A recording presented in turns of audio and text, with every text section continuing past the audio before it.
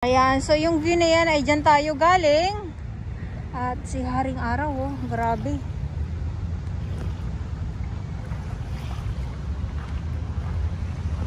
So yung pag-brown ng dagat ay ito ay yung mga ano, ay mga isda, oh. Ay, nagliliparan. Ay ito yung mga alamang. Grabe yung ano, hindi ako maka ano doon sa mga alamang.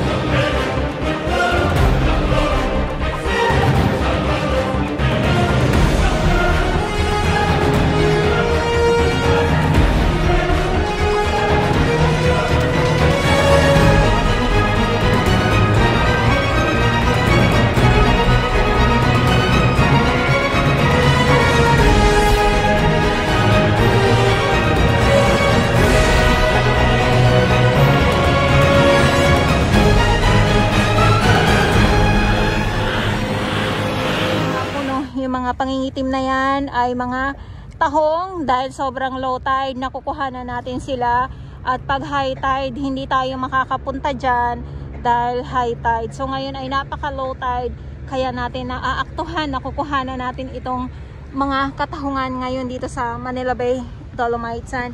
At ito lang po, dito lang, oh, ayan, oh.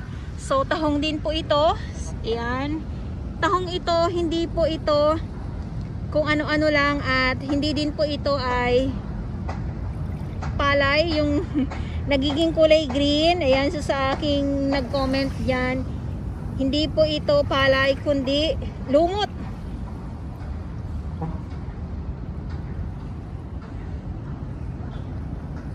Ayan, so nandito tayo sa phase 2 ng Dolomite Sand. Ito yung ating view. Syempre usaping Dolomite, nandito pa din po araw-araw ang ating mga Manila Bay Warriors, Estero Rangers ng DENR, MMDA, DPS Mandaragat, at ang ating mga security guard na nagbabantay, ang ating mga marshal, at ang ating mga volunteers. Maraming salamat po sa inyong lahat.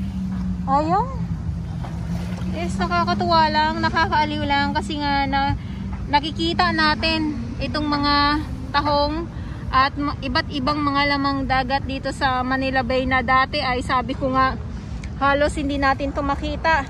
Ngayon ay hindi lang natin makita kundi nilalakaran pa natin dahil nga sa sobrang low tide. At sa mga nagtatanong, mayroon pong naglilinis, andito pa din po sila, ang ating Manila Bay Warriors. Grabe, ang tindi talaga.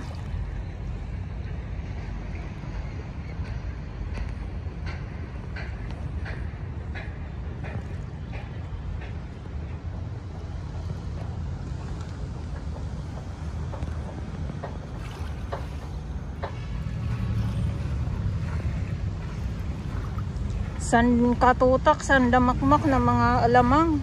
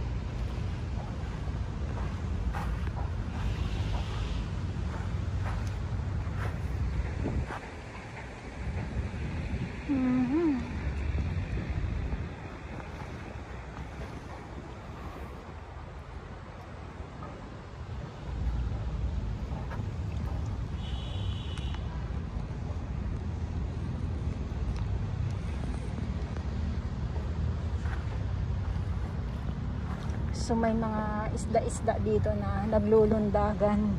Kaya pag nakikita ko sila, nabibigla ako. Sabi ko, ay, lumipad. Lumipad. Ay, parang flying fish. Diba? Kasi ang sarap ng kuha mo, tapos makita mo yung isda na biglang lumipad, tapos hindi mo nga siya nakuhanan. O, gulat na gulat ka na naman.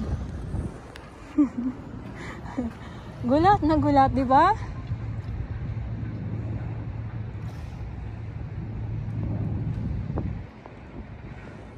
Nakakatuwa lang.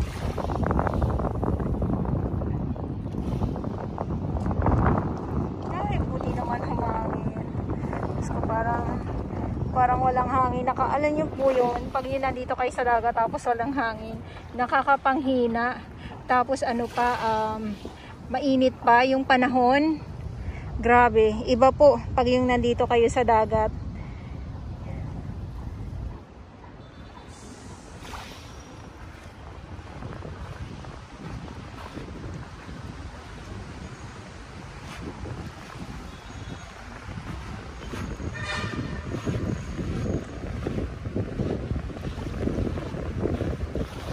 Ay, naku, lumakas na ang hangin.